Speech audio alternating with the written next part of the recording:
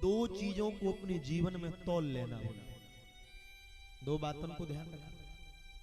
बोले क्या?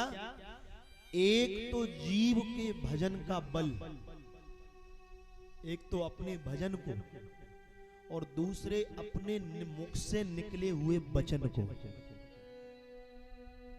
आप इन दोनों को तौल लेना।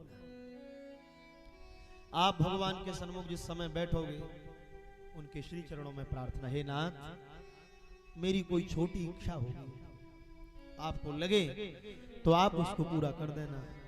आपने मन में विचार किया और एक दिन नहीं, दो दिन नहीं, 3-4 दिन में भगवान ने आपकी मंगल इच्छा को अगर पूर्ण कर दिया, तो समझना आपके द्वारा किए हुए भजन में अभी बल है। आपके भजन में बल है प्राणनाथ।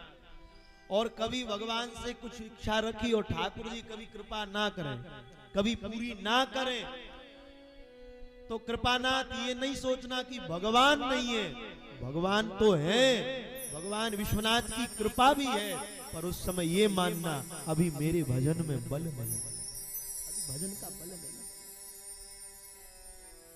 और भगवान को कोई चाहे कि मैं धन से, बल से, यश से, कीर्ति से उनको प्राप्त कर लूं, बोले नहीं, वो भजन का ही बल है, जिस बल से भगवान तीनों अनुसुईया के बल से खिंचे आ गए, गौतमी के बल से खिंचे आ गए, कितने कलिकाल के भक्तों के बल से भगवान आ गए। बोले काय का बल है? बोले केवल भजन का बल है। इसलिए सदैव अपने भजन को तौलते रहा कर कि मेरे भजन में अभी बल है। और जब ना हो तो माला बढ़ा दो, 4 कर दो तो 8 कर दो, 8 कर दो तो 12 कर दो। क्यों? बोले अभी भजन में बल कम है।